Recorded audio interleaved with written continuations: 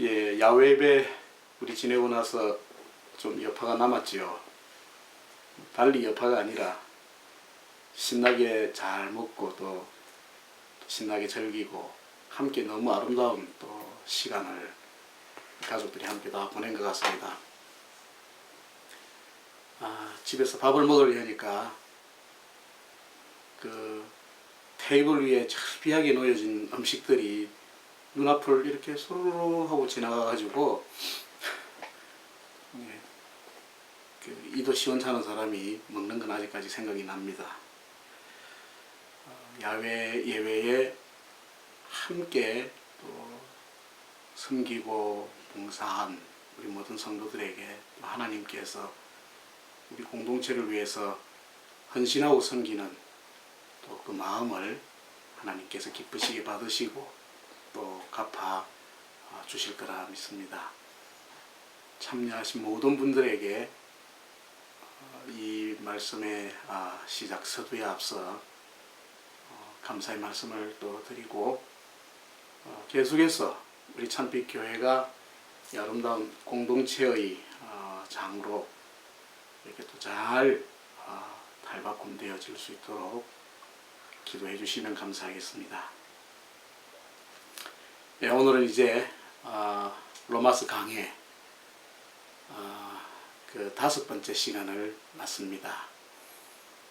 아직 이제 로마서 서두라고 말씀드릴 수 있는데 사실은 이 서두에서 대단히 중요한 원칙 혹은 전제를 다루고 있기 때문에 이 본문의 말씀을 우리가 좀 깊이 잘 새길 필요가 있습니다. 자, 오늘 성경 본문 말씀은 로마서 1장 2절에서 4절까지 말씀을 우리 같이 한 목소리로 읽겠습니다. 제가 비록 여기서 보고 읽지만은 우리 성도들과 같은 목소리로 성경 말씀을 읽는 거라 그렇게 생각하고 말씀을 읽겠습니다. 로마서 1장 2절에서 4절까지 말씀입니다. 같이 읽습니다. 이 복음은 하나님이 선지자들로 말미암아 그의 아들에 관하여 성경에 미리 약속하신 것이라.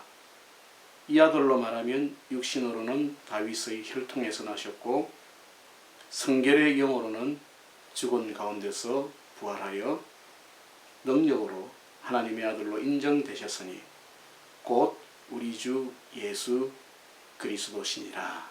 아멘.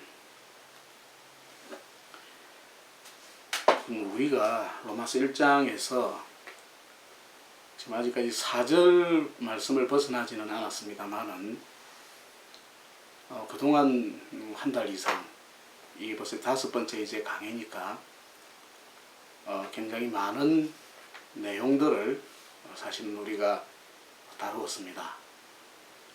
많은 내용을 다루었을 뿐만 아니라 대단히 중요한 개념의 내용들을 우리가 다루었지요. 저는 성경을 처음부터 창세기에서부터 요한계시록까지 한번 훑어서 지나가는 게 저는 그렇게 큰 의미가 있다고 생각하지 않습니다. 아니 그거 자체가 물론 의미가 있는데 사람들은 창세기에서부터 계시록까지 공부를 한번 다 하면은 성경 공부 다 했다고 생각하거든요. 또 다 하기는 뭘 다 해요. 이제 진짜 새 발톱만큼이나 우리가 여러분 새 발톱 보셨습니까? 저도 못 봤습니다. 요 근래에 들어서 새 발톱만큼이나 우리가 사실 아는 것밖에 안 됩니다. 설령 창세기에서 계시록까지 우리가 공부를 한번 다 해본다 하더라도 너무 적은 분량이거든요. 다시 말해서 대해야 할 계속해서 묵상하고 연구해야 할 그런 성경의 말씀들이 산더미 같이 쌓여 있습니다. 그래서 빨리빨리 목사님 이런 식으로 해가지고 로마서 1장에서 마지막까지 언제 다 하겠습니까? 이런 마음이 여러분 드십니까? 언제 다 하긴 주님 오실 때까지 하면 되죠. 우리가 로마서 후딱 끝나고 나서 다 했다 또 다른 거 할 거 없나? 사실 이게 그리 중요한 건 아닙니다. 한 절 한 절 이 말씀에 새겨진 의미들을 우리가 깊이 묵상하는 것, 또 깊이 깨닫고 그 말씀이 내가 살아가는 삶의 힘의 원동력이 된다는 사실을 내 삶에서 체험하는 것, 대단히 중요한 거 아니겠습니까? 우리가 그 일을 위해서 말씀을 묵상하고 또 말씀을 연구하고 함께 나누는 것임을 꼭 기억하셔야 되겠습니다.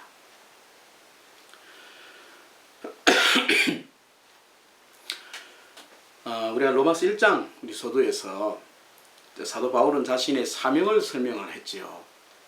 조금 희미해져가는 기억을 한번 좀 더듬어 보시기 바라겠습니다. 바울이 자기 자신을 두 가지로 설명하고 소개했다. 제가 말씀을 드렸는데 어떤 두 가지로 설명을 했습니까? 바울이 자기를 먼저 종으로 그리고 사도로 그렇게 설명을 했었지요. 하나님과 특별히 예수 그리스도와 자신의 관계, 주인과 종의 관계로 사도 바울은 이해했습니다. 물론 다른 여러 가지 풍부한 이해도 있습니다.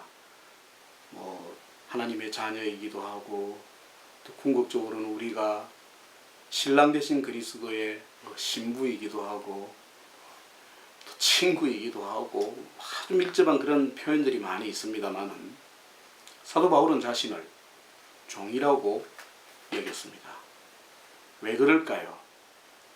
근본적으로 어떤 위치에서 자기 자신이 하나님께로부터 부름받고 건진받았다는 사실을 깨달았기 때문에 그 사실을 바로 깨닫고 나니까 물론 자녀도 좋고 친구도 좋은데 내가 주님의 종이다. 주님의 노예다. 들루스. 아틀란타의 들루스라고 하는 CD가 있는데 그게 이 헬라어의 들루스라는 말과 관계가 있는지는 모르겠습니다만 헬라어로 노예라고 할 때, 종이라고 할 때 들루스라고 그렇게 표현을 합니다. 나는 주님의 노예다. 다시 말해서 나는 내 것이 아니다. 아주 귀한 자기 아이덴티티의 고백이죠. 그러나 그와 동시에 바울은 자신을 사도라고 또 고백하므로 내가 주님의 종이지만은 그러나 내가 사람들을 향하여서는 교회를 향하여서는 사도라고 하는 영광스러운 직분을 수행하는 사람이다 라고 하는 이런 대단히 높은 긍지와 자부심을 가지고 있어서 우리가 보게 됩니다. 사도 바울은 이렇게 자신의 삶에 대해서 자기 이해, 자기 정체성의 이해를 분명히 시작하면서 본격적으로 자기가 이 편지를 통해서 로마 교회에 소개하려고 하는 중요한 핵심, 또 이 편지를 쓴 목적, 이것이 무엇에 있다 그랬습니까? 복음을 설명하고 복음을 사람들에게 알게 해주는 일에 자신의 이 편지의 진술의 목적이 있음을 밝히고 있습니다. 자, 복음은 두 가지 요소가 반드시 포함이 된다 했습니다. 기억나십니까? 기억 안 나시면 여러분 적으십시오. 제 말 전체를 다 적는 것은 사실은 어렵습니다만은 아주 이렇게 중요한 포인트를 짚어줄 때는 여러분 꼭 기록하고 난 다음에 그걸 히따그리 던져놓고 나서 이제 다 했다. 그렇게 하면 또 머릿속에 안 들어오니까 틈틈이 읽어보십시오. 틈틈이 읽어보시면서 이 말씀과 연관시켜서 이 설명이 이렇구나 하는 걸 여러분들이 자기 것으로 삼으셔야 하는데 복음에 두 가지 요소가 있습니다. 두 가지 특징 어떤 거냐면은 심판과 구원이라고 하는 두 측면을 복음이 반드시 다루어야 한다 했습니다. 기쁜 소식이라는 말로 우리가 복음을 표현합니다. 제가 그 말을 설명하면서 어떤 사람에게는 그것이 슬픈 소식이 되기도 하고 어떤 사람에게는 그것이 심판의 소식이 되기도 한다는 의미입니다. 반드시 복음이 모든 모든 사람에게 다 만족시켜주고 모든 사람의 비위를 다 맞춰주는 이거 복음 아닙니다. 그건 가짜 복음입니다. 가짜 짝퉁. 복음의 한쪽 측면이 기쁨이 있고 생명이 있고 구원이 있다면 반드시 다른 한쪽 측면에는 심판이 있고 영벌이 있다라고 하는 이 점을 많은 사람들이 애써 도외시하고 있는 현실에 우리가 살고 있습니다. 다시 말해서 복음이 나에게 기쁜 소식이 되려고 하면 내가 그 복음을 받아들이고 순종할 때 그것이 나에게 기쁜 소식이 되지만 복음을 거역하고 복음을 거부했을 때에는 그 복음이 나에게 결코 기쁜 소식이 될 수 없다는 말씀입니다.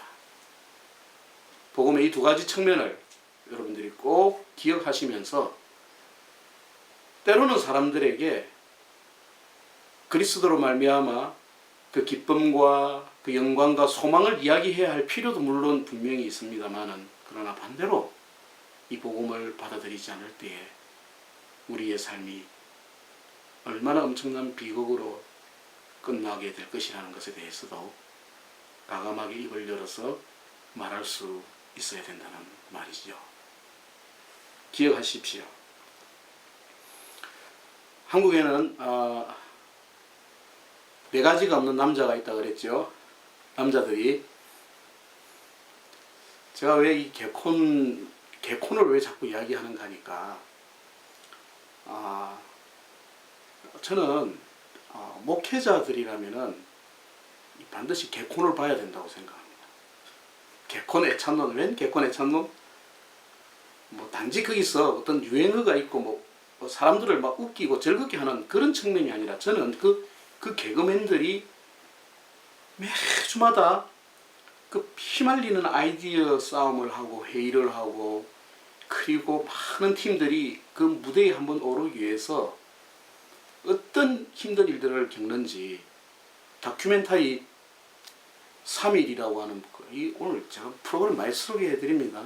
제가 그 프로그램도 자주 보거든요. 그 아주 참 인간의 그 삶의 이면에 숨겨져 있는 이야기들을 다루기 때문에 너무 좋아합니다. 제가 그 프로그램을 한번 보고 난 이후에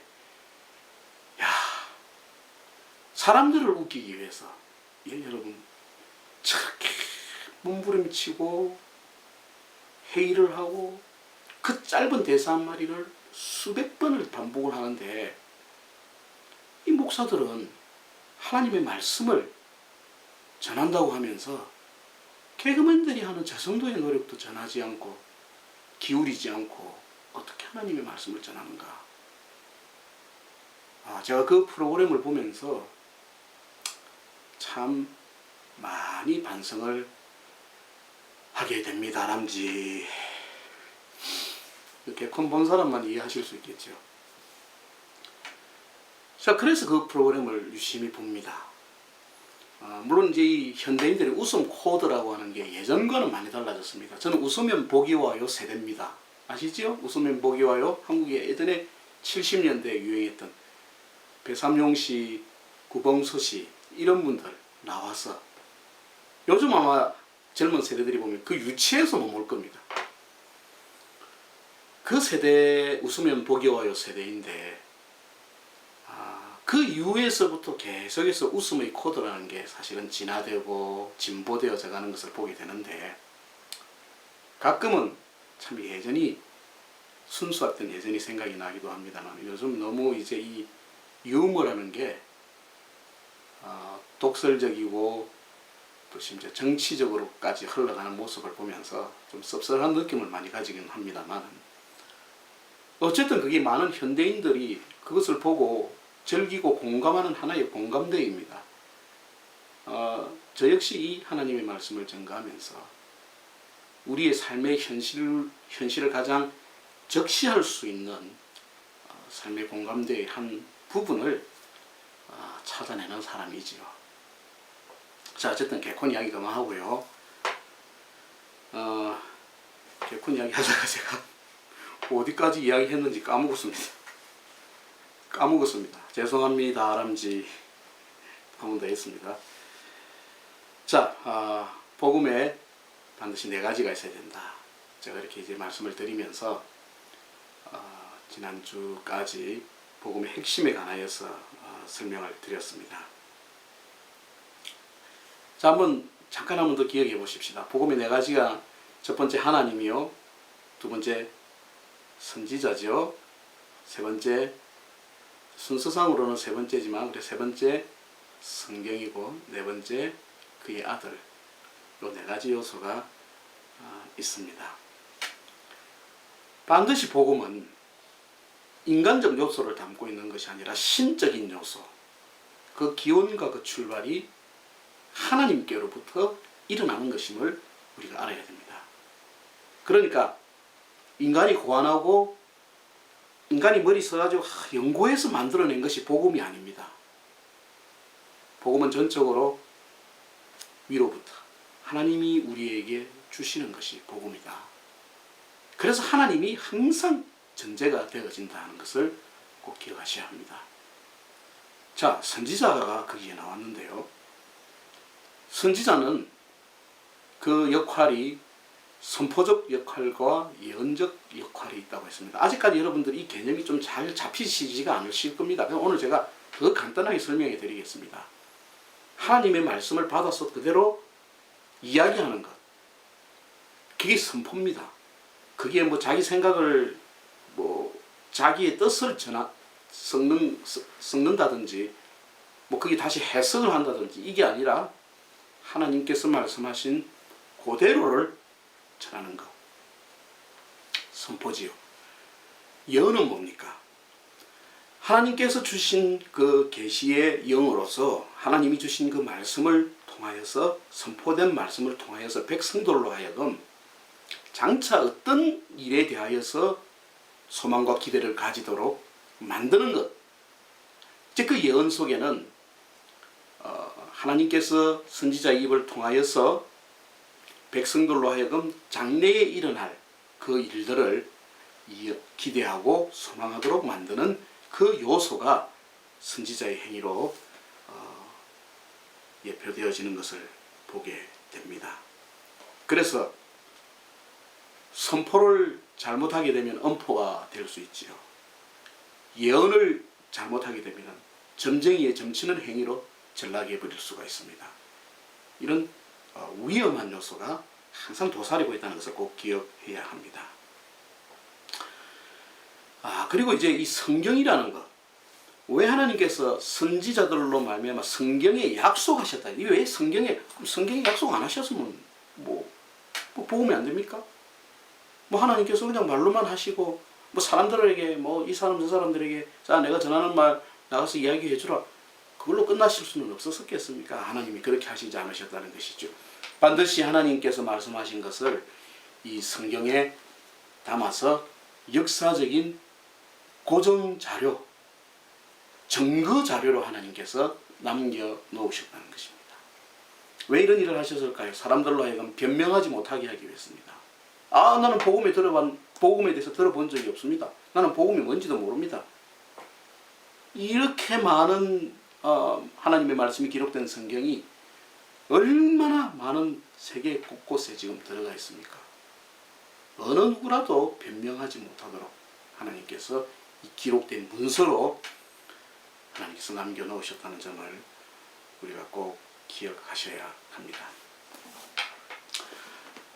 오늘 여기에 보니까는요, 제가 이 지금 지나간 내용을 좀 그러니까 했던 내용을 복습하는 게 아니라 이렇게 또다시 또 이거 제가 준비를 하다 보면은 앞의 내용을 또 이야기하게 되는데 그때 하지 못했던 내용들을 또 여러분들에게 전해드리게 되고 거기서 또 하나씩 새로운 내용들을 추가하게 되어지는 그런 상황이 되어지네요. 사도 바울은 이 복음을 설명할 때에 성경에서 그의 아들이라고 이야기했습니다. 그의 아들, 다시 말해서 하나님의 아들이지요. 하나님의 아들. 하나님의 아들이라는 의미가 뭐라고 했습니까? 바로 하나님이라는 뜻이다. 제가 설명을 드렸습니다. 예수를 믿는다는 말은 인간으로서 예수 그리스도를 믿을 뿐만 아니라 그분이 하나님이시라는 사실을 믿을 때에 바로 예수를 믿게 됩니다. 바로 이 인간이면서 하나님이신, 하나님의 아들이신 그분이, 사도 바울은 우리 주 예수 그리스도라, 우리 주 예수 그리스도라 라는 말로 압축해서 설명을 합니다. 3절 말씀을 보니까는요, 그 예수 그리스도 그분을 사도 바울은 육신으로는 다윗의 혈통으로 그렇게 설명을 했습니다. 이 말은 예수님께서 결코 가공의 인물이거나 혹은 가상의 인물이 아니라는 것을 의미합니다. 여러분, 이스라엘 역사에 있어서 다윗이 그냥 신화에 나오는 사람입니까? 아닙니다. 그 사람은 실제로 존재하고 실제로 그 가족의 가문과 혈통이 연결되고 이어져 나갔던 사람이지요. 그 사람은 가상에서 문제가 아니었습니다. 바로 그 현존하는 사람의 자손, 다시 말해서 예수 그리스도께서는 역사에 분명한 사건으로 임하신 분이라는 의미를 다윗의 혈통으로 나셨다. 물론 이제 그 의미는 예수 그리스도께서 이 땅에서 수행하시게 될 왕권의 의미와도 사실은 연결이 되어지지만, 이 다윗의 혈통에서 나셨다고 하는 이 말은 굉장히 깊은 역사적 연륜과 심오한 의미를 지니고 있습니다. 자, 두 번째는 영으로는, 여기 이제 한글에는 성결의 영이라는 말로 표현을 했습니다만은, 또 성경이 기록되어 있는 다른 사본에서는 그냥 스피릿, 영이라는 말로만 표현하고도 있습니다. 성결의 영이든 죽음에서 능력으로 부활하여서 하나님의 아들로 인정이 되었다. 죽음에서 부활함으로써 하나님의 아들로 능력으로 인정이 되셨다. 여기 인정되었다는 말을 조금 어감이 우리는 또 다르지 않습니까? 인정. 뭐 아닌데 억지로 막 저요 해가 길을 써가지고 그래 네 인정해 줄게, 이런 인정이 아니라, 여기서 인정이라는 말은 선언 혹은 선포라는 뜻입니다. declare라는 그런 의미지요. 그래서 한글에서 이 부분이 좀 아쉽습니다. 성결의 영으로는 죽은 가운데서 부활하셔 능력으로 하나님의 아들로 선포되셨다. 이렇게 했으면 더 뜻이 확실했을 텐데, 인정이라는 말로 이렇게 조금 뉘앙스가 조금 차이가 있는 말로 바꾸었네요. 자, 이 말은 철저하게 인간이시면서 동시에 철저하게 성령의 능력이 그분에게 역사하심으로 하나님의 사역을 이루어 나가셨다라고 하는 뜻입니다. 따라서 복음은 예수님이 사람이시며 동시에 하나님이십니다. 그가 하나님이심을 증거한 것은 바로 죽음에서 부활하여서 능력으로 하나님의 아들임을 선언하신 겁니다. 그건 오직 하나님만이 하실 수 있는 일입니다. 이 세상 어떤 사람도 죽었다가 지 스스로 깨어나는 사람은 없습니다. 감 메고 나가다가 메고 나가는 사람이 문지방 넘다가 턱 걸려가지고 털컥하는 바람에 안에 있던 마누라가 벌떡 깨는 그런 황당한 일도 있긴 있습니다만은, 죽은 사람이 자신을 자기의 능력으로 살릴 수 있는 사람은 이 세상에 없습니다. 뭐 심폐소생술하고 주위에서 막 전기로 벅벅벅 찢어가지고 르르 놀래가지고 일어나는 경우도 있긴 있습니다만은, 뭐 그게 자기 힘으로 일어난 겁니까? 아니지요. 그러나 예수님은 죽음에서 성령의 능력으로 일어나심으로 하나님이심을 스스로 보여주셨다는 것입니다.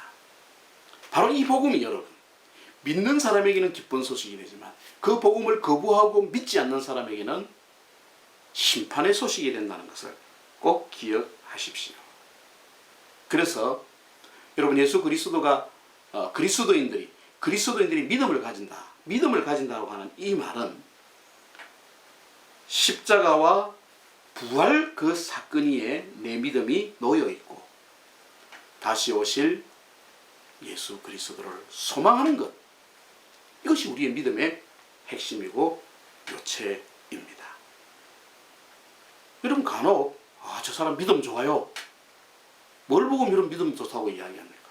그 나쁜 믿음도 있습니까? 뭘 보고 여러분 믿음이 좋다 그렇게 표현하시죠? 열심히 봉사하고 묵묵히 막 열심히 일하고 이러면 우리는 그냥 객관적으로 믿음이 좋다 하는데 아닙니다, 여러분. 우리가 그렇게 믿음이 좋다라고 표현해서는 안 됩니다. 믿음의 본질이 되는 바로 이 복음 위에 자신의 믿음을 세우고 바른 소망으로 내다보며 살아가는 그 모든 삶의 행위가 믿음의 연관이 됩니다. 그래서 구원 얻는 믿음은 어떤 게 구원 얻는 믿음이냐니까요.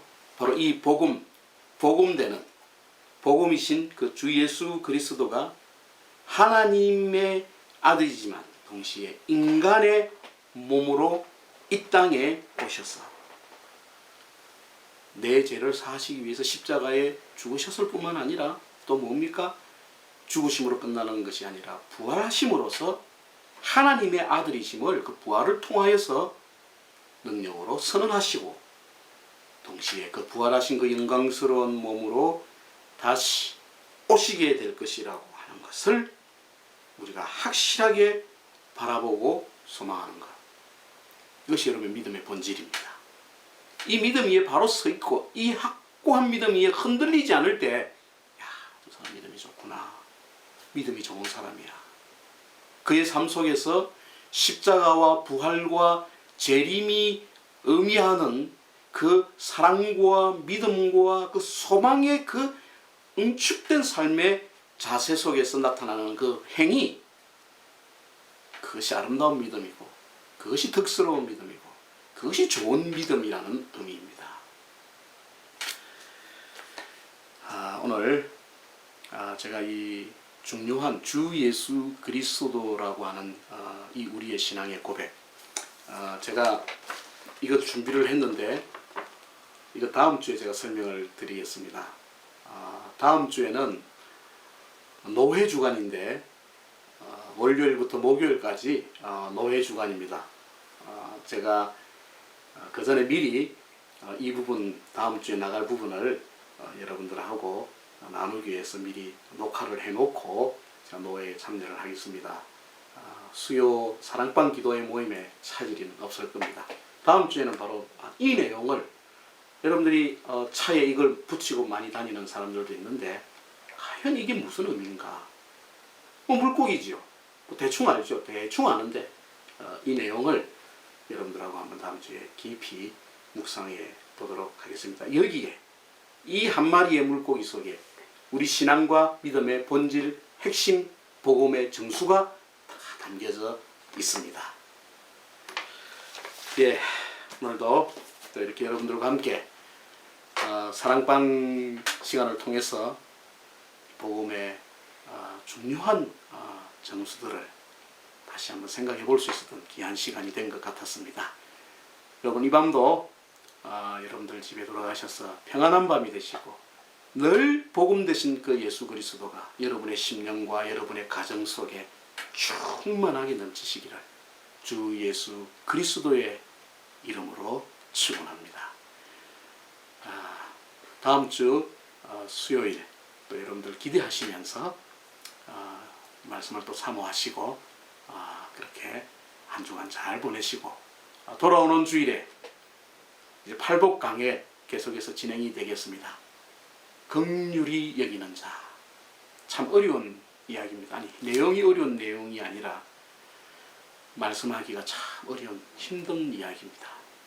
이 말씀을 이번 주일에도 함께 나눌 텐데 여러분들이 저를 위해서도 계속해서 기도해 주시고 제 육신의 건강뿐만 아니라 영적으로 늘 깨어서 각성하고 경성해서 하나님 말씀을 잘 보존할 수 있는 자가 되게 해달라고 여러분 기도 부탁드리겠습니다. 자, 기도하고 마치겠습니다. 주님 감사드립니다. 오늘 이 좋은 수요일에 우리 사랑하는 성도들이 사랑방으로 모여서 주의 말씀을 묵상하고 복음의 핵심과 복음의 근간이 되는 이 귀한 말씀들을 또 우리의 삶에서 다시 한번 되씹어 봅니다. 성도들에게 하나님 지혜를 주시고 깨닫게 하시는 은사를 허락하셔서 하나님의 말씀을 대할 때마다 그 마음속에 그 심령 속에 하나님이 우리를 향하여 외치시는 놀라운 계시의 말씀을 우리 마음속에 잘 새기며 받아들일 수 있는 은혜를 더하여 주시옵소서. 오늘 이 밤도 우리 성도들 각자의 심령 속에 그리스도 예수의 풍성한 은혜와 사랑과 평안이 넘치는 밤이 되게 하여 주시옵소서. 감사드립니다. 우리 구주 예수님 이름으로 기도하옵나이다. 아멘.